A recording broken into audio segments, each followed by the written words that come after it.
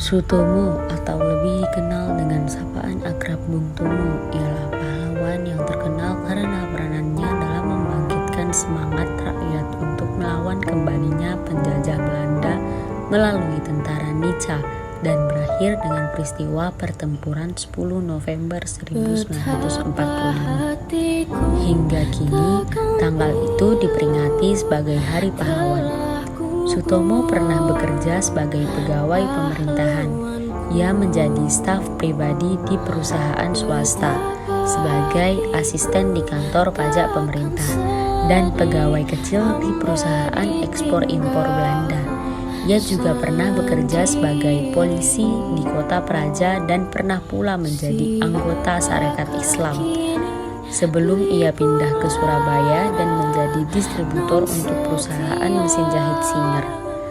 Pahlawan yang bernama asli Sutomo dilahirkan di Kampung Blauran, Surabaya pada 3 Oktober 1920. Ayahnya bernama Kartawan Tejipto Wijojo, priai golongan menengah yang pernah bekerja sebagai pegawai pemerintah, staf perusahaan swasta, asisten kantor pajak, hingga pegawai perusahaan ekspor-impor Belanda.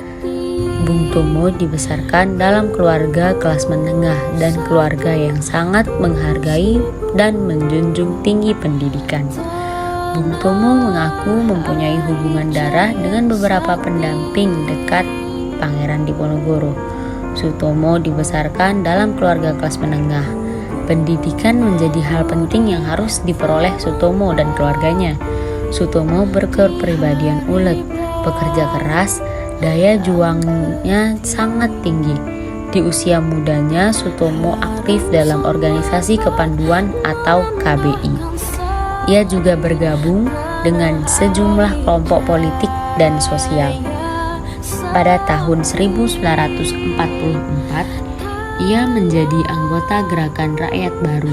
Sejak kedatangan sekutu dan pasukan Nica di Surabaya, Bung Tomo berjuang mati-matian mempertahankan Surabaya dari cengkraman sekutu dan Nica. Bung Tomo memiliki pengaruh kuat di kalangan pemuda dan para pejuang. Ia dengan lantang membakar semangat pejuang untuk melawan habis-habisan melawan pasukan sekutu. Pertempuran tersebut dipicu oleh tewasnya Brigjen AWS Malabai dalam kontak senjata dengan pejuang. Meskipun kekuatan pejuang tidak seimbang dengan kekuatan pasukan sekutu, peristiwa pertempuran 10 November tercatat sebagai peristiwa terpenting dalam sejarah bangsa Indonesia. Sekitar tahun 1950-an, Bung Tomo mulai aktif dalam kehidupan politik. Ia sempat menjadi Menteri Negara Urusan Berkas Pejuang Bersenjata atau Veteran, sekaligus Menteri Sosial AD Interim tahun 1955 sampai 1956 pada Kabinet Burhanuddin Harahap.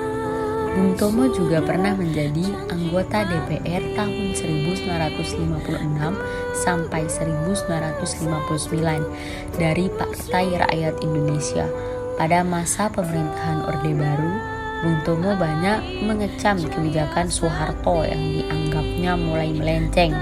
Akibatnya, pada 11 April 1978, ia ditangkap dan dipenjara oleh pemerintah Soeharto. Padahal jasanya begitu besar dalam perjuangan mempertahankan kemerdekaan. 1 tahun setelah ditahan, Bung Tomo kemudian dibebaskan dan tidak banyak aktif dalam kehidupan politik. Bung Tomo dikenal sebagai Muslim yang taat beribadah. Beliau pun wafat ketika menunaikan ibadah haji di Padang Arafah, Mekah pada 7 Oktober 1981.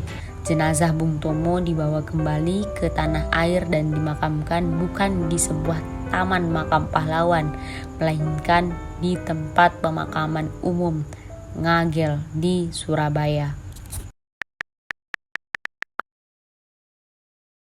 Bismillahirrahmanirrahim. Merdeka! Saudara-saudara, rakyat jelata di seluruh Indonesia, terutama saudara-saudara penduduk kota Surabaya. Kita semuanya telah mengetahui bahwa hari ini tentara Inggris telah menyebarkan pamflet-pamflet yang memberikan suatu ancaman kepada kita semua. Kita diwajibkan untuk dalam waktu yang mereka tentukan menyerahkan senjata-senjata yang telah kita rebut dari tangannya tentara Jepang. Mereka telah minta supaya kita datang pada mereka itu dengan mengangkat tangan. Mereka telah minta supaya kita semua datang pada mereka itu dengan membawa bendera putih, tanda bahwa kita menyerah kepada mereka. Saudara-saudara, di dalam pertempuran-pertempuran yang lampau, kita sekalian telah menunjukkan bahwa rakyat Indonesia di Surabaya, pemuda-pemuda yang berasal dari Maluku, pemuda-pemuda yang berasal dari Sulawesi, pemuda-pemuda yang berasal dari Pulau Bali, pemuda-pemuda yang berasal dari Kalimantan, pemuda-pemuda dari seluruh Sumatera, pemuda Aceh, pemuda Tapanuli, dan seluruh pemuda Indonesia yang ada di Surabaya ini, di dalam pasukan-pasukan mereka masing-masing, dengan pasukan-pasukan rakyat yang dibentuk di kampung-kampung, telah menunjukkan satu pertahanan yang tidak bisa dijebol, telah menunjukkan satu kekuatan sehingga mereka itu terjepit di mana-mana. Hanya karena taktik yang licik daripada mereka itu, saudara-saudara, dengan mendatangkan presiden dan pemimpin-pemimpin lainnya ke Surabaya ini, maka kita tunduk untuk memberhentikan pertempuran. Tetapi pada masa itu mereka telah memperkuat diri, dan setelah kuat, sekarang inilah keadaannya. Saudara-saudara, kita semuanya, kita bangsa Indonesia yang ada di Surabaya ini, akan menerima tantangan tentara Inggris itu. Dan kalau pimpinan tentara Inggris yang ada di Surabaya ingin mendengarkan jawaban rakyat Indonesia, ingin mendengarkan jawaban seluruh pemuda Indonesia yang ada di Surabaya ini, dengarkanlah ini, tentara Inggris. Ini jawaban kita. Ini jawaban rakyat Surabaya. Ini jawaban pemuda Indonesia kepada kau sekalian. Hei, tentara Inggris, kau menghendaki bahwa kita ini akan membawa bendera putih untuk takluk kepadamu. Kau menyuruh kita mengangkat tangan datang kepadamu. Kau menyuruh kita membawa senjata-senjata yang telah kita rampas dari tentara Jepang untuk diserahkan kepadamu. Tuntutan itu, walaupun kita tahu bahwa kau sekalian akan mengancam kita untuk menggempur kita dengan seluruh kekuatan yang ada, tetapi inilah jawaban kita. Selama banteng-banteng Indonesia masih mempunyai darah merah yang dapat membuat setarik kain putih, merah dan putih, maka selama itu tidak akan kita mau menyerah kepada siapapun juga. Saudara-saudara rakyat Surabaya, siaplah, keadaan genting. Tetapi saya peringatkan sekali lagi, jangan mulai menembak. Baru kalau kita ditembak, maka kita akan ganti menyerang mereka itu. Kita tunjukkan bahwa kita ini adalah benar-benar orang yang ingin merdeka. Dan untuk kita, saudara-saudara, lebih baik kita hancur daripada tidak merdeka, sebelum kita tetap merdeka atau mati. Dan kita yakin, saudara-saudara, pada akhirnya pastilah kemenangan akan jatuh ke tangan kita. Sebab Allah selalu berada di pihak yang benar. Percayalah, saudara-saudara, Tuhan akan melindungi kita sekalian. Allahu Akbar,